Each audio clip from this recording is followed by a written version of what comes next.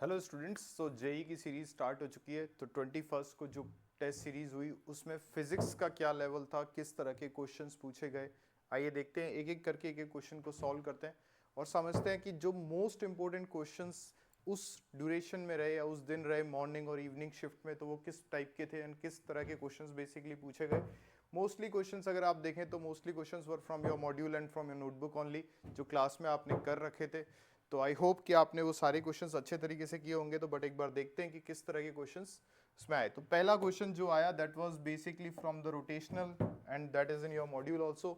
अब इस क्वेश्चन का अप्रोच क्या होगा, तो इस क्वेश्चन में ये बोलना चाहता है कि जो right side tension in the left string निकालनी है और राइट स्ट्रिंग को कट कर दिया गया है। तो अगर राइट स्ट्रिंग को कट कर दिया गया है तो ये मेरे पास लेफ्ट स्ट्रिंग हो गई, ये मेरे पास मास हो गया, जहां पर मास लग रहा है that is M G, this length is L/2, ये मेरे पास टेंशन आ गई, राइट। तो अब देखो यहाँ पर इस तरह क्वेश्चंस को कैसे अप्रोच करते हैं। तो सबसे पहले टॉर्क निकाल लो, torque is equal to I alpha. तो अल्फा निकाल लो, that is equal to torque upon I. अब एक्सीलरेशन निकाल लो, एक्सीलरेशन होता है r alpha, right. So acceleration equal to r alpha, तो मेरे पास एक्सीलरेशन आ गया, r can be taken as L/2। तो मेरे पास आर भी आ गया एंड एक्सीलरेशन भी आ गया। अब मेरे को पता है कि यार एम जी इस रॉड को नीचे की तरफ ले जाएगा, तो I have M G minus tension that is equal to M A. Simple question है बिल्कुल। अपन वैल्यूज रखें तो will get the answer. The right answer of the question is mg/4। Next question देखते हैं। एक अल्फा पार्टिकल है, kinetic energy दे रखी है और डायरेक्टली हमसे एक चीज पूछी है that is distance of closest approach. Distance of closest approach direct होता है। अपने को पता है कि यहाँ पर अल्फा पार्टिकल दे रखा है, तो अगर अल्फा पार्टिकल दिया हुआ है तो अल्फा पार्टिकल पे चार्ज कितना होता है 2e। वो पार्टिकल आ रहा है, यहाँ रुक गया है, ये स्टॉपिंग डिस्टेंस हो गया है। आगे एक न्यूक्लियस है दैट इज Z e। तो we know that is nothing but stopping distance r naught is equal to k Z e into 2e upon kinetic energy. बस सिंपल। काइनेटिक एनर्जी आपको mega electron volt में दे रखी है, सो वो आपको convert करनी पड़ेगी जूल्स में। 7.7 इंटू 10⁶ इलेक्ट्रॉन वोल्ट। तो आप जानते हैं इसको कैसे कन्वर्ट करते हैं जूल में, बस इसको कन्वर्ट कीजिए, यहाँ पर फॉर्मूले में पुट कीजिए and you will get the answer. तो right answer to the question is 1.72 nanometre. Okay, so fluid mechanics, find volume of flow rate in the venturi meter. Venturi meter में दे दिया, अपन को पता है कि वेंचुरी मीटर में बर्नौलीज इक्वेशन अप्लाई कर सकते हैं। सो बर्नौलीज इक्वेशन अगर मैं इन दोनों पॉइंट्स के अक्रॉस अप्लाई करूं, तो यहां पर और यहां पर ये दो पॉइंट्स ले लीजिए 1 एंड 2, और कोई भी एक डेटम लाइन है, तो डेटम लाइन से 1 और 2 पॉइंट की हाइट बराबर है। This is your point number 1, this is your point number 2। और अगर अपन जानते हैं बर्नौलीज इक्वेशन क्या होती है, P बटा रो G plus V1² / 2g plus Z1। यहाँ से इसकी हाइट आप Z1 मान लीजिए, इसकी हाइट आप Z2 मान लीजिए। तो ये Z1 हो गया, ये P1 हो गया। This is equal to P2 upon rho G plus V2² / 2g plus Z2। Z1 Z2 cancel है बिकॉज दोनों की हाइट सेम रहेगी। और P1 P2 जो है वो रो जी एच के बराबर दे रखा होगा। P1 minus P2 is basically rho G H. बस वैल्यूज पुट कर दीजिए, सारी वैल्यूज गिवन है, वैल्यूज पुट करेंगे तो will get the answer is 1। दो रॉड है equal length 60 centimetre, each are joint together end to end. तो अगर अपन ने दो रॉड्स जो कि 60 सेंटीमीटर की है, उन दोनों रॉड्स को एक साथ ज्वाइन कर रखा है इस तरह से। कोफिशिएंट ऑफ लीनियर एक्सपेंशन दे रखा है, सपोज इसका α1 है, इसका α2 दे रखा है। The temperatures are same and equal to 30 degree Celsius. अभी इनिशियली 30 डिग्री सेल्सियस है, इसको बढ़ाकर 100 डिग्री सेल्सियस कर दिया। Final length of the combination क्या होगा, final length of the combination अपने पास पता है that is equal to delta L1 plus delta L2। जो भी चेंज आएगा उन दोनों का एडिशन हो जाएगा। तो दोनों का एडिशन हो जाएगा भाई, अपने को पता है वैसे तो 120 होने ही वाला है भाई, टोटल लेंथ तो 120 आएगी, तो 120 से तो ज़्यादा ही आने वाली है, तो अपने को चेंज इन लेंथ निकालना है। तो change in length is nothing but alpha 1 delta T1 plus alpha 2 delta T2, correct. तो देखो अब यहाँ पर अपन L1 लेंथ को भी मल्टीप्लाई करेंगे और L2 लेंथ को भी, तो अपने पास चेंज इन लेंथ पूरा आ जाएगा। चेंज इन लेंथ आ गया तो बस मैं उसमें ऐड कर दूंगा जो भी ये आंसर आएगा, that is 120 plus delta L1 plus delta L2 and you will get the answer as 120.1512।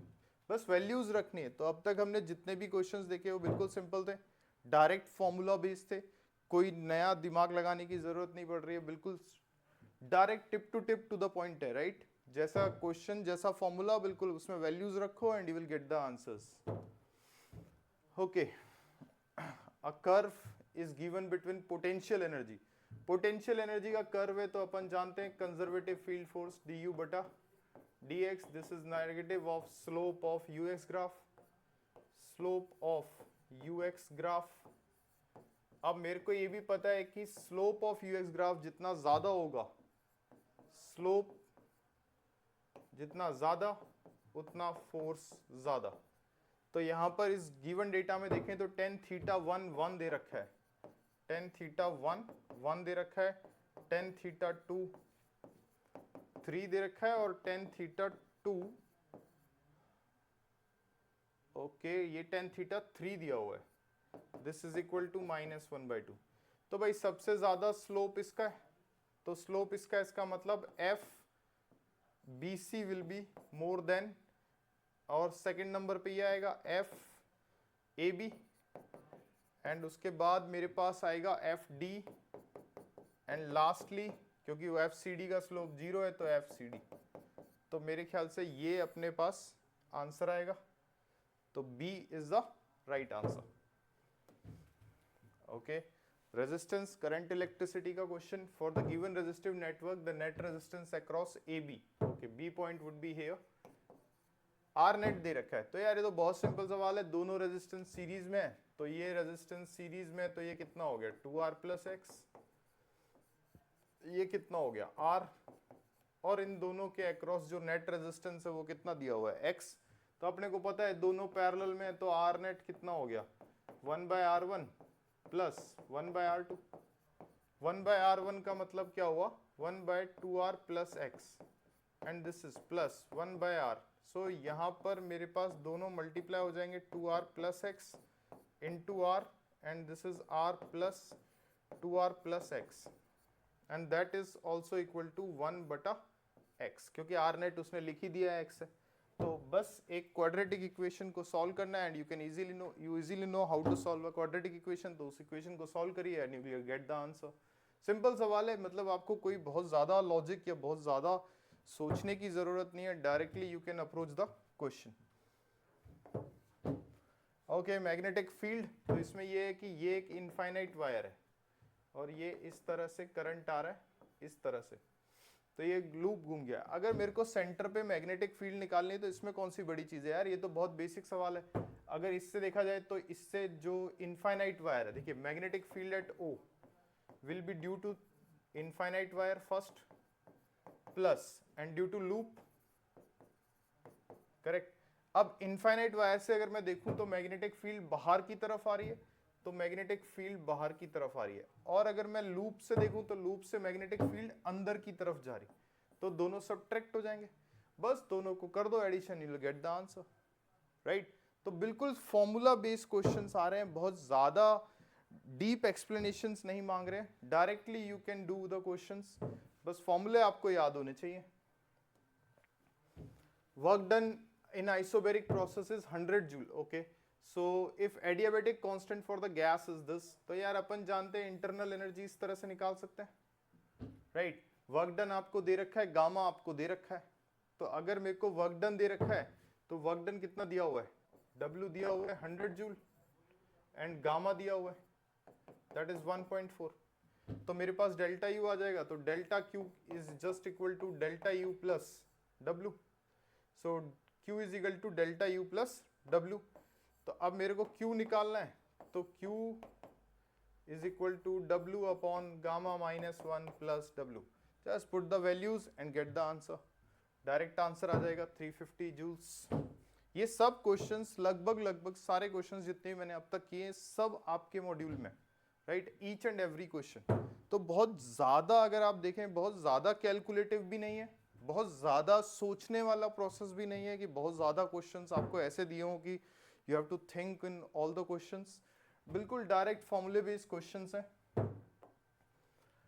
SHM kinetic energy of a particle in SHM varies with the frequency of, okay, तो kinetic energy जिस frequency से vary कर रही है वो है 176 hertz. तो find out frequency of SHM of the particle. तो पार्टिकल का जो SHM होगा, यार ये तो बिल्कुल ही मतलब एक बहुत सिंपल सा डेरिवेशन है। जब अपन करते हैं काइनेटिक एनर्जी की इक्वेशन निकालते हैं तो अपन जानते हैं काइनेटिक एनर्जी में 2 ओमेगा आता था। तो पार्टिकल का जो SHM होगा उसमें क्या होगा भाई, अगर ये आपकी फ्रीक्वेंसी है तो SHM में क्या आता था, फ्रीक्वेंसी बाय 2, राइट। तो फ्रीक्वेंसी बाय 2 करेंगे तो ये कितना हो गया 176 divided by 2, 88। So 88 is the right answer. तो डायरेक्ट बिल्कुल सिंपल क्वेश्चन है। Okay, optics, refractive index of a prism is 1.414। तो इस प्रिज्म का रिफ्रैक्टिव इंडेक्स 1.414 दे रखा है। What should be angle of incidence for a light रे सच दैट इमर्जिंग रे ग्रेजेस आउट ऑफ द सरफेस। इसका मतलब क्या बोल रहा है ये क्वेश्चन में कि लाइट रे इस तरह से आई, ये नॉर्मल है, ये एंगल ऑफ इंसिडेंस है, ये लाइट इस तरह से गई एंड लाइट ग्रेजेस इस तरह से गई है। तो अपने को बस इतना सा ध्यान रखना है ये प्रिंसिपल कि जब भी ग्रेस करता है तो R1 प्लस R2 90 डिग्री होते हैं। तो R1 प्लस R2 90 डिग्री है। तो अगर मेरे पास ये A है ये B है and this is given you 45 45 and 90। सो अपने को सिंपल सा फंडा है कि अगर अपने पास ये है तो मेरे को एक चीज पता है, इस AB सरफेस पे स्नेल्स लॉ लगा दो। Mu mu prism upon 1 is equal to sine I upon sine R1, correct. And then AC पर भी स्नेल्स लॉ लगा दो। तो that is 1 upon mu P is equal to sine R2 upon sine 90, क्योंकि ये angle कितना हो गया 90 डिग्री, राइट। बस सिंपल, दोनों वैल्यूज दोनों को कैलकुलेट कर लो and you will get the answer, right. तो ये मेरे पास प्रिज्म को सॉल्व करने का अप्रोच है कि इस तरह से मैं इस क्वेश्चन का अप्रोच लगा सकता हूं to solve this question. Next question, एक ब्लॉक है मास m का rest hollow cylinder which is rotating with angular speed. यार ये तो अपने पास हॉरिजॉन्टल सर्कुलर मोशन का क्वेश्चन है कि एक पार्टिकल है जो ऐसे घूम रहा है। तो जब इस पार्टिकल सिलेंडर पे रखा होगा तो इस पे नॉर्मल किधर लग रहा होगा, इधर। इस पे फ्रिक्शन किधर लग रहा होगा, इधर। इस पे m omega square by r। तो एक मिनट, m v स्क्वायर बटा r होता है, v equal to r omega हो गया। तो ये आ गया m omega square r।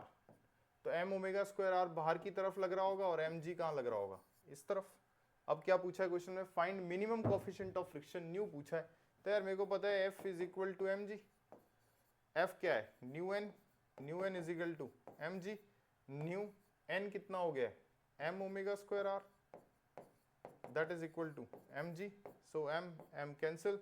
I need to find out nu, so that is equal to g upon omega square r, g upon omega square r।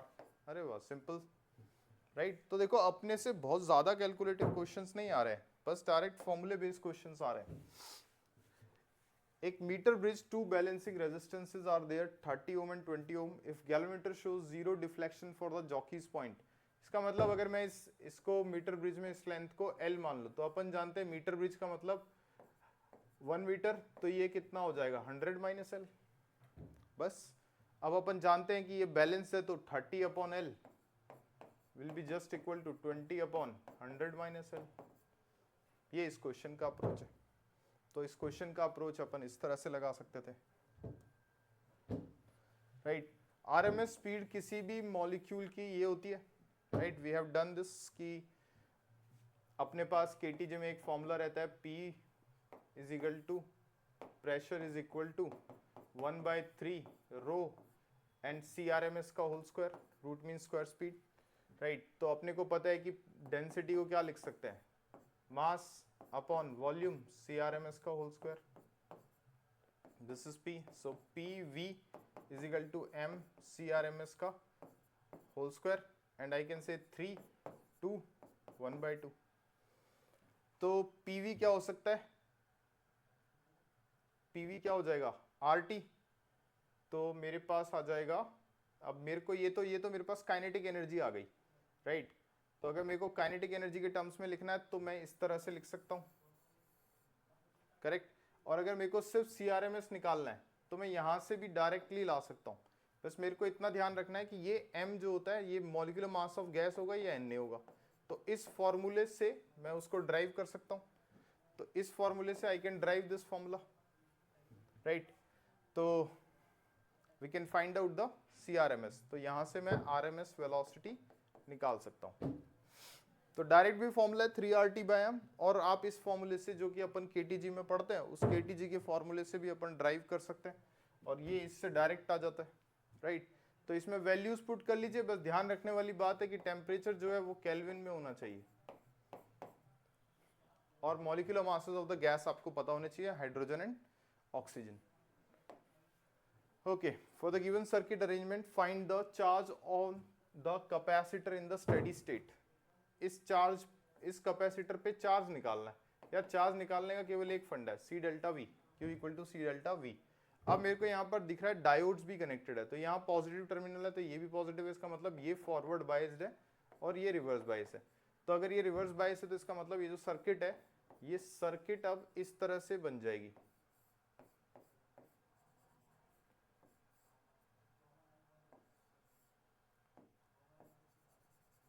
बस ये 3, ये 2, ये 5 माइक्रो फेरेड है और ये 2.5 वोल्ट है एंड दिस इज 1 ओम। अब बस कुछ नहीं करना है, अपने को इसके अक्रॉस पोटेंशियल ड्रॉप निकालना है। ये दोनों पैरेलल में भी कनेक्टेड है, तो we know how to find out the potential drop across this resistance. जैसे मुझे पैरेलल ड्रॉप इसके अक्रॉस तो 2.5 ही हो जाएगा, फिर मेरे को इसके अक्रॉस निकालना पड़ेगा। फिर आई वुड बी डूइंग, जैसे यहाँ पर जो भी आएगा डेल्टा V, और यहाँ A और B के अक्रॉस तो VAB के अक्रॉस तो कितना आएगा 2.5, देन ये C और D, तो VCD निकाल लीजिए, that is I into R। तो मुझे यहाँ पर करंट चाहिए होगा, कितना करंट है, तो नेट रेजिस्टेंस है, net resistance V equal to IR से मैं करंट निकाल लूंगा। VCD आ गया, IR आ गया, तो मेरे को पता चल जाएगा कि AC क्या होगा, तो VAC is nothing but VAB minus VCD, तो VAC आ जाएगा, और VAC आ गया तो फिर Q equal to C delta V, that is VAC। So मेरे पास चार्ज आ जाएगा, करेक्ट। सो अपॉन सॉल्विंग बस डायरेक्ट वैल्यूज पुट कर लो, वैल्यूज पुट कर लो, this is approach to solve the question. दो फिजिकल क्वांटिटीज है, ये तो बहुत सिंपल क्वेश्चन दे दिया था। Has measured values 23.01 and 37.3, the value of x plus y. यार अपन जानते हैं जब भी चीजों को अपन ऐड करते हैं तो जिसमें भी कम डिजिट होते हैं, राइट, डेसिमल के बाद इसमें 1 डिजिट है और डेसिमल के बाद इसमें 2 डिजिट है, तो जिसमें भी सबसे कम डिजिट होते हैं तो इसमें 1 डिजिट है, तो अपना आंसर क्या आ जाएगा, दोनों को ऐड करेंगे तो वी विल गेट 60.3, करेक्ट। ये हो नहीं सकता क्योंकि इसमें 2 डिजिट्स हैं, इसमें 3 डिजिट्स हैं, इसमें 2 डिजिट्स हैं, तो एक ही डिजिट जिसमें होगी वही अपना आंसर होगा। Consider two statements given below. YDSC, the distance between slits and screen increases, fringe width also increases. तो fringe width का अपने पास फॉर्मूला होता है beta is equal to lambda D बटा डी। अपने को पता है कि ये अपने पास डिस्टेंस है एंड ये अपने पास स्मॉल डी है, ठीक है। तो बीटा, अब वो बोल रहा है क्वेश्चन में स्टेटमेंट 1 में distance between slits and screen increases, मतलब डी भी बढ़ा रहा हूँ एंड स्मॉल डी भी बढ़ा रहा हूँ, ओके, तो बीटा इंक्रीज होगा, ठीक है। Statement 2, if wavelength of light used wide increases, fringe width also increases. तो अगर आप देखें लैम्डा डी और डी, ये सब चीजों को बढ़ा रहा है, तो डेफिनेटली बीटा क्या होगा, इंक्रीज होगा। तो दोनों स्टेटमेंट्स करेक्ट हो जाएंगे, right, both statements are correct, क्योंकि पहले में भी क्या है, distance between slit and screen increases, बिल्कुल ठीक है, तो फ्रिंज विड्थ आल्सो इंक्रीजेस, तो कैपिटल डी को बढ़ा रहा है। ओके, पहले केस में, पहले स्टेटमेंट में ये स्टेटमेंट 1 दे रहा था और इस लैम्डा को बोल रहा है स्टेटमेंट 2, तो स्टेटमेंट 1 भी सही है और स्टेटमेंट 2 भी सही है, तो इसके हिसाब से फ्रिंज विड्थ बढ़ेगी, तो अपना आंसर आ जाएगा first. 2 cars moving parallelly to each other with the velocities shown. Initial separation between the car is 10 meter. Find the angular momentum of car A with respect to B. Angular momentum of car A with respect to B is given as mva with respect to B into r. ये अपने पास angular momentum directly निकालने का formula है। r अपने पास यहां पर 10 metre हो जाना है, मास mvab।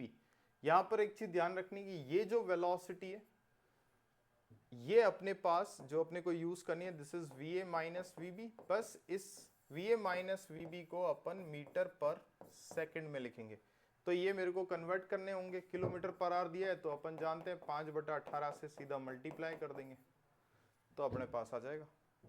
It's direct simple questions. Okay, so we have got LC oscillation का क्वेश्चन। तो in the given answer charge location maximum t equal to 0, find time at which charge become 25% of initial value. Okay, मतलब initially charge 0 है, फिर बाद में वो 25% बन जाता है। Initially in the given LC circuit charge on the capacitor is maximum at t equal to 0। Okay, initially Q0 है t 0 पर, फिर वो बोलता है time at which charge become 25%, तो 25% बन जाता है Q0 at certain time t, first time. तो टाइम की वैल्यू निकालनी, तो यार इसमें अपन जानते हैं कि चार्ज की डायरेक्ट इक्वेशन होती है, बस खत्म, it's simple question, right. Upon charge की इस इक्वेशन में पुट कर लेंगे, अपने को पता ही है Q दे रखा है, Q0 दे रखा है, अपन ओमेगा निकाल लेंगे, अपन उससे टाइम पीरियड निकाल लेंगे, इट्स सिंपल क्वेश्चन। बस वैल्यूज रखनी है यार, कुछ नहीं। Q की वैल्यू दे ही रखी है उसने, Q0/4, Q0/4, तो अपन इससे ओमेगा निकाल लेंगे। तो मेरे ख्याल से फर्स्ट आंसर, क्योंकि cos इनवर्स 1/4 बन रहा है, राइट। तो देखो यहाँ पर वैसे भी बन रहा है cos 2π/t इंटू टी।